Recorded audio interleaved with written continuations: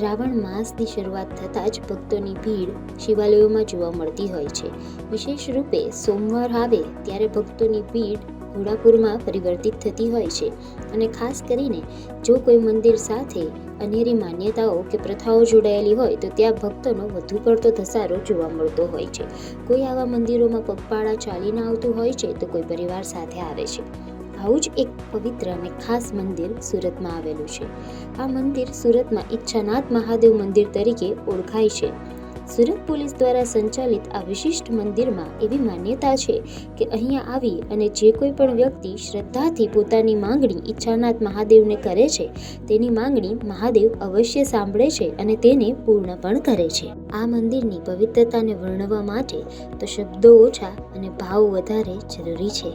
અહીંયા ભક્તો કામની બાંયધરી, સંતાન માટે પોતાની ઈચ્છા જેવી અનેક ઈચ્છાપૂર્તિઓ માટે પ્રતિવર્ષ પધારે છે અને મહાદેવના આશીર્વાદ મેળવે છે.